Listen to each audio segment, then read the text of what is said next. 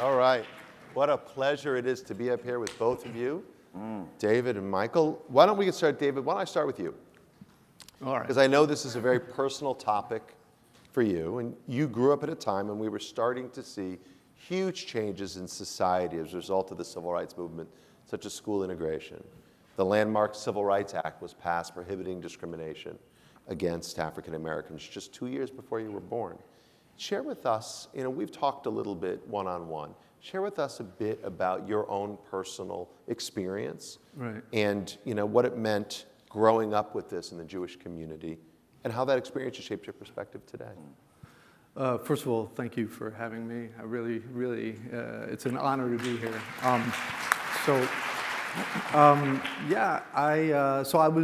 I was born here in Queens, just at the height of the civil rights movement, and just after the murder of the three civil rights workers, Schwimmer, Cheney, and Goodman. And so for those of you who may not know, Michael Schwimmer was a 24-year-old Brooklyn Jew, an activist who worked with Andrew Goodman, a 21-year-old Jewish kid from Brooklyn, and they drove down to Mississippi and worked with James Cheney, a young black activist, to get out the vote, basically register black folks to vote, some of them for the first time. And they were all pulled over by the local sheriff and 2 carloads of the Klan, and the 3 young men were taken and executed and dumped in the woods, where they remained undiscovered for 44 days. So as a young kid, and my parents were quite involved, and activists, learning about that and hearing about that, there was something about Schwimmer that really that really landed with me, and I never forgot that the idea that could have been me, or that could have been my dad, and so I think as a young Jewish kid, I realized quite early that I wasn't safe in my own country, and that just a couple of states away, my life would be at risk just because I was born Jewish. And I also realized, or had the very real belief and experience that the Jewish community and the black community were strong allies. There was a strong alliance had been forged during the civil rights movement. So for me, I felt my allies were always marginalized communities, and in particular the black community. And at the same time, I want to say, I also grew up very aware that I pass as white, right? And I benefited from that my entire life. I don't know what it's like to be stopped and searched on the street, or pulled over by the police, or questioned in a shop because of the color of my skin, which Dr. Dyson has written about so powerfully from his experience.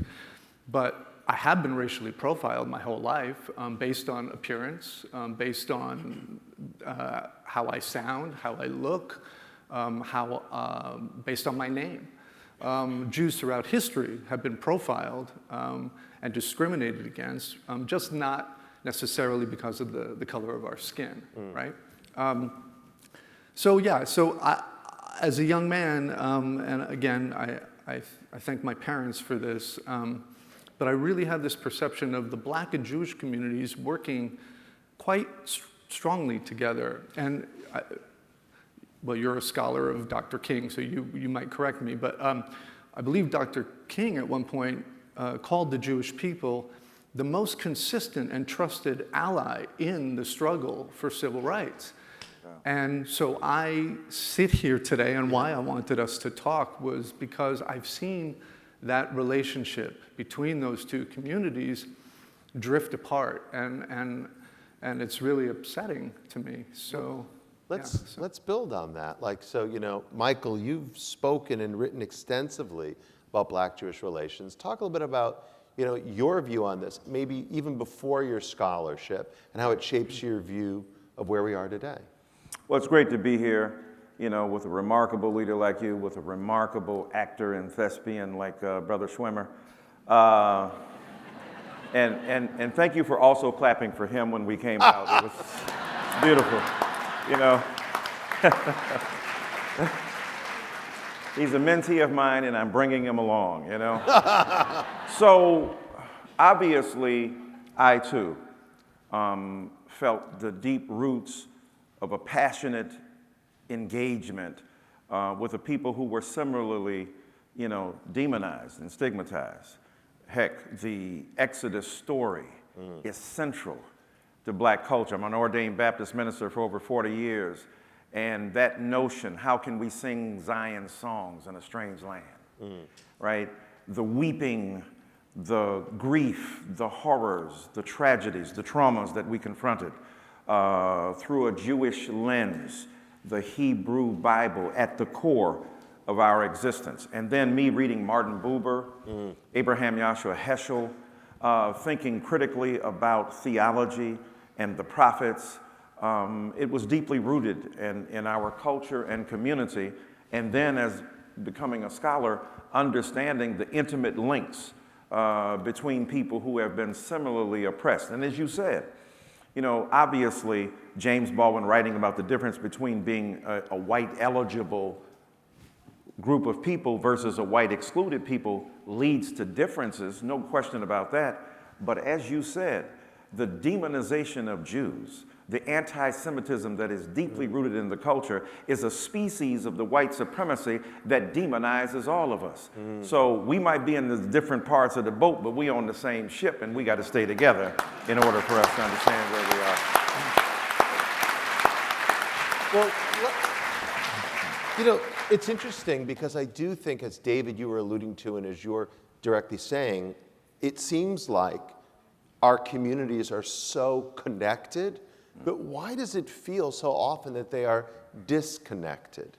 Like, why is it that the American Jewish and the Black American experience seem so interwoven, and yet there seems to almost be an effort to unweave them, to untangle them, if you will? No, that's a great point. Look, when you're related, you got problems. Right. It's my sister.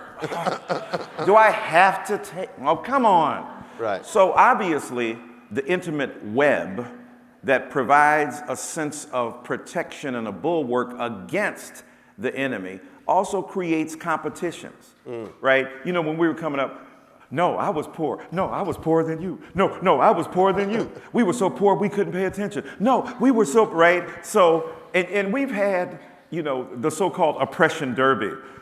Right. Jews suffered, no blacks suffered, no Jews suffered. Dude, we both suffered, okay? Right. The Holocaust calculus versus the slavery index. Come on. Right. It was evil, it was repugnant, it was a repudiation of our humanity. And so it feels so hurtful because when there is a betrayal, when there is a disagreement. Now, we can have legitimate disagreements. There are legitimate conflicts between blacks and Jews, right? There is a kind of redemptive philo-Semitism going on in African American communities. Now, we know that can also devolve into, as you were talking about earlier, with other figures when you're admiring Jews, but don't replicate the stereotypical representation of that. But I can tell you, in barbershops, in beauty shops, in clubs and churches, you know, we need to be more like the Jews. Right. Because the Jews are sticking together. And I said, well, look, some of them read commentary, some of them read Tikkun. There you go. Right? Some of them are orthodox, some of them are conservative, but I get the point, right? Hanging out, understanding that you have more in common than apart. So we admire deeply and profoundly, and that admiration can turn into a sense of betrayal when you feel that the whiteness of Jewishness outweighs the Jewishness of the community. Right. Or when Jews hear some of the hurtful things being said recently, the horrible, repugnant things that are being said, that of course creates a sense of hurt and pain. Not because, aha, you're the worst in the world, because we love and support and nurture and understand each other, and we've got far more in common than we have apart. That's why it feels frayed and hurt.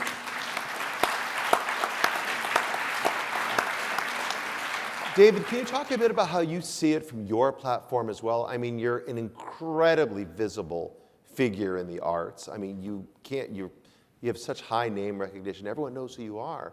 And yet I know these issues kind of burn at your core. So how do you think about using your platform to speak out and to show up on these things? I mean, I think it's my responsibility. I think, you know, I don't do enough, but I do what I can and what I feel is appropriate at the time. I think we could always do more. I hope to lead by example, and because I really feel one of the biggest problems is silence. As I've said, silence is complicity. Yeah. And so I try to urge people to speak out, and I'm encouraged by people who are non-Jewish allies like John Legend and even recently John Mellencamp, who take a stand and are really outspoken about being an ally to the Jewish people. But I guess it's also how I was raised, you know, and I think maybe Jews have this in common, where it's kind of a moral obligation to leave the world a better place than how we found it, or at least try. So that's just been instilled in me from such a young age that I think it's imperative. Powerful. And I think so true, right? I think that's a driving theme of this conference, if you will. People aren't just coming here to talk, they're coming here to learn what to do. So if you could, for both of you, could change one thing about, let's say, Black-Jewish relations. If you used one thing you could do, what would it be? Let's start with you, Michael. You know, obviously there are legitimate conflicts, there are differences, but there's so many similarities. And I think about this recent election, and I think about the orange apparition that hangs over the horizon, right? Against Mexicans, against Jews, against blacks, we have that in common. This man, when he was on Twitter, stood up every morning to excrete the feces of his moral depravity into a nation he turned into a psychic commode. So for me, my ideal is for us to rejoin in a realistic union, to say we love, we have passion, we adore and respect each other, we give each other breathing room to be able to disagree. But what I love about this man right here is that even when there has been extraordinary misconduct and horrible anti-Semitism, he's not trying to cancel the person, right? Cancel culture. I ain't no magazine. You ain't got no subscription. You ain't trying to cancel me as a human being. Yeah. But cancel the debt. Cancel the debt to ignorance. Open up a line of credit to your humanity so that we all can stand together. Bravo.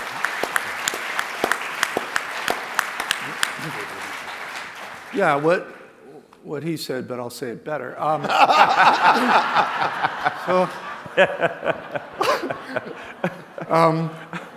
tired of loaning my good looks to him. I'm tired of it. I'm just done.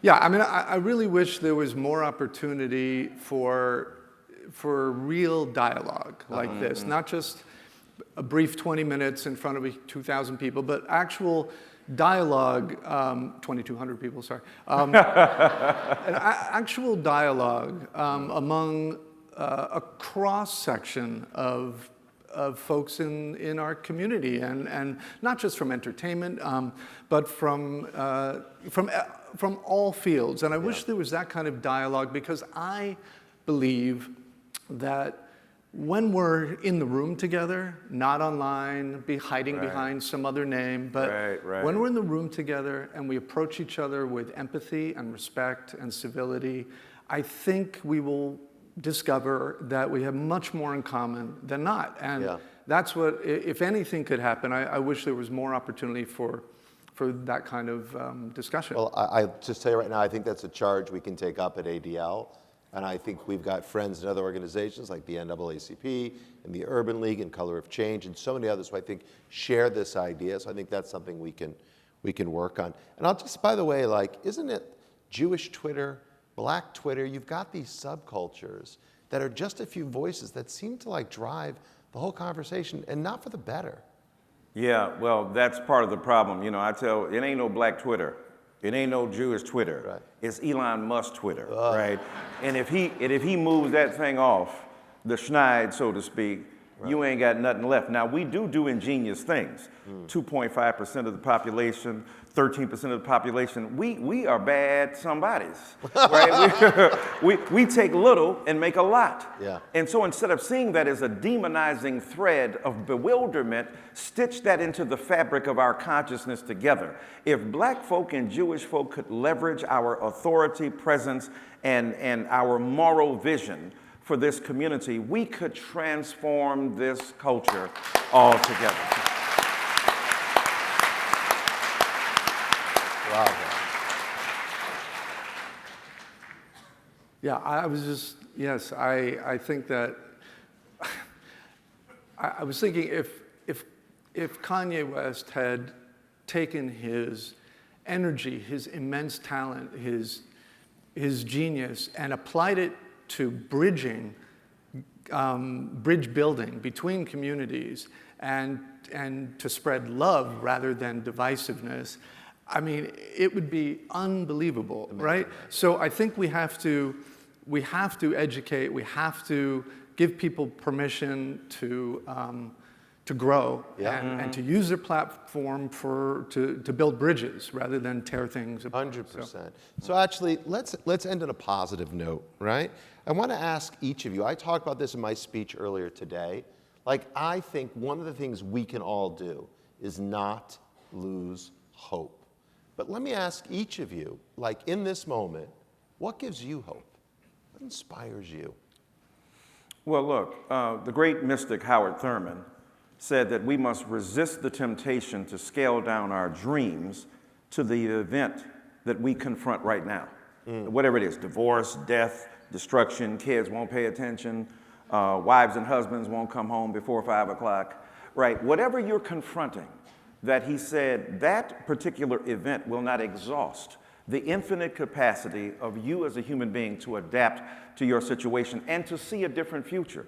So our enslaved foreparents could never imagine that there would be an Obama or a Martin Luther King Jr., but they harvested a sense of expectation. And Thurman said this, you can either be a prisoner of the event or you can be a prisoner of hope. It's a choice that you make, and I choose to be a prisoner of hope. Bravo. It is tough to follow him, David, I gotta tell you. Yeah. Yeah, whose idea was it?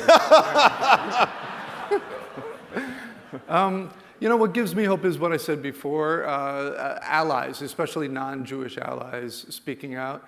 And I'll tell you, there was, when I had first posted my objection to what some of the remarks that Yi had made, I got a lot of death threats, you know, from every day, from all walks of life, every race.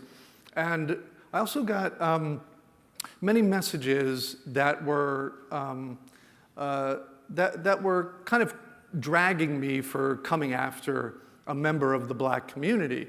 And there was one message in particular that, for whatever reason, got my attention that led with something anti-Semitic towards me, saying, you know, you Jews always talk badly and treat blacks badly, and I'm sure you do too.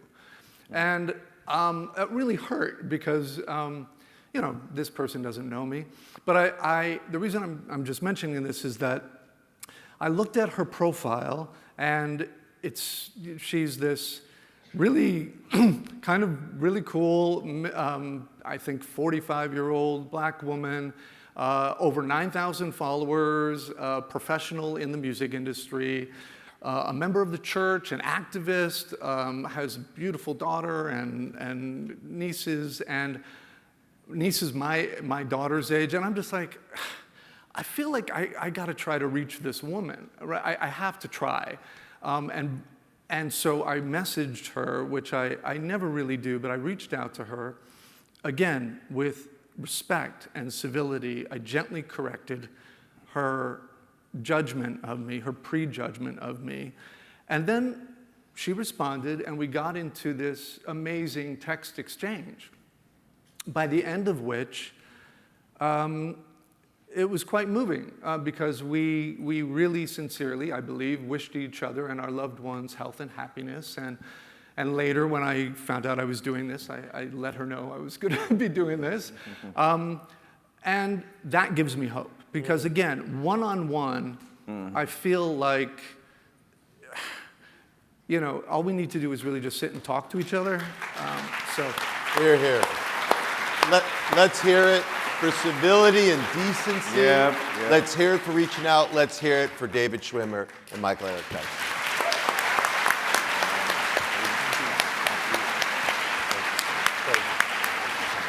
So good.